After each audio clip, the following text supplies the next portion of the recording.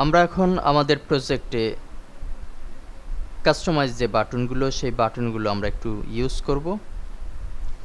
আমরা দেখতে পাচ্ছি যে হেড বাটন নামে কিছু জায়গা আমরা তৈরি করে রেখেছি।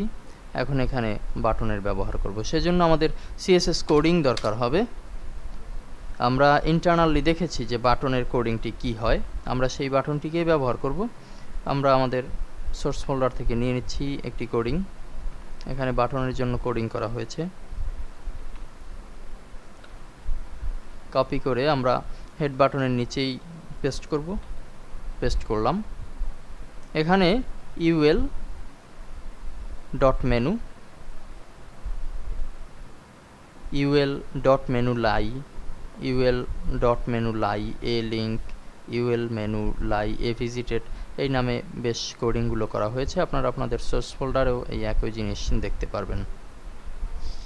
এখন আমরা এখানে সেভ দিচ্ছি স্টাইল শিটকে এবং আমাদের এই বাটনের ঘরে বাটন বসিয়ে দিতে হবে। আমাদের যে বাটনের ঘর হেড বাটন, এই বাটনের ঘরে কি কাজগুলো করতে হবে আমরা একটু দেখে নিচ্ছি। বাটন হেড বাটন লেখাটিকে কেটে ডিলিট দিয়ে আমরা এখানে যেহেতু ইউএল দিয়ে কাজটি করেছি, আমরা এখানে ইউএল ক্লাস দেব। ইউএল এর একটি ক্লাস হবে, ক্লাসটির নাম হবে মেনু।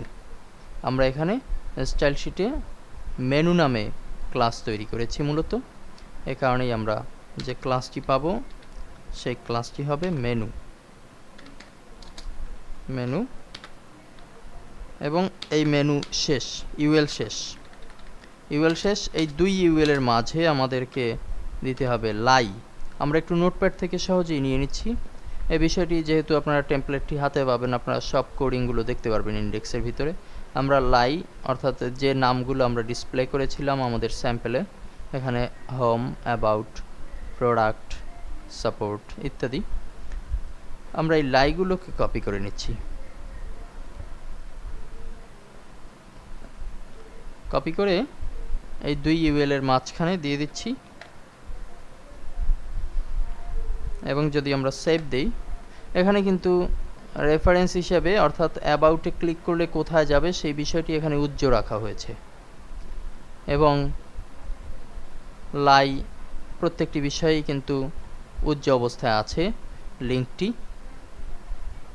আমরা একটু ব্রাউজারে যদি দেখি যে আমাদের সর্বশেষ অবস্থা কি আমাদের এই প্রজেক্টের, আমরা রিলোড দিচ্ছি, আমরা দেখতে পাচ্ছি যে আমাদের স্যাম্পলের মতো কিন্তু হয়ে গেল, যেহেতু ওই একই কোডিং এখানেও ব্যবহার করা হচ্ছে।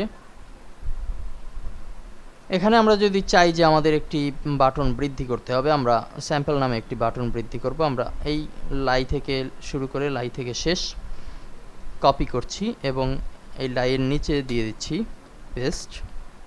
আমরা এখানে কন্ট্রাক্ট লেখাটি কেটে যদি দেই স্যাম্পল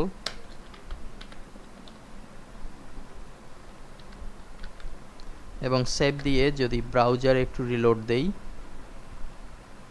তাহলে কিন্তু স্যাম্পল নামে একটি ঘর বেড়ে গেল। এবং স্যাম্পলে যদি আমরা একটি লিঙ্ক করে দিই, যেহেতু এই লিঙ্কগুলো হ্যাশ লিঙ্ক অর্থাৎ এখানে ক্লিক করলে কিছুই হবে না, কিন্তু আমরা স্যাম্পলে একটি লিঙ্ক করে দিচ্ছি। আমরা লিখে দিচ্ছি http://nextborishal.com, আমাদের একটি সাইটের লিঙ্ক এখানে দিয়ে দিচ্ছি http://nextborishal.com। অর্থাৎ আমরা যদি সেভ দিয়ে ব্রাউজারে যাই, যদি ক্লিক করি, একটু রিলোড দিচ্ছি, স্যাম্পলে এই মুহূর্তে যদি ক্লিক করি তাহলে কোথায় যাবে, আমরা একটু ক্লিক করছি,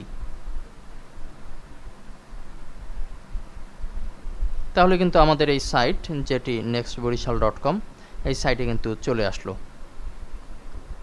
এবং এই মুহূর্তে আমরা এই সাইটের বিভিন্ন তথ্য দেখতে পারি। এভাবে করে আমরা একটু ব্যাকে ফিরে যাচ্ছি। এভাবে করে আমরা কিন্তু আমাদের এখানে লিঙ্ক ব্যবহারের মাধ্যমে প্রত্যেকটি বাটনকে কার্যক্ষম করতে পারি এবং ডাইনামিক কাস্টমাইজ বাটন তৈরি করতে পারি। ধন্যবাদ।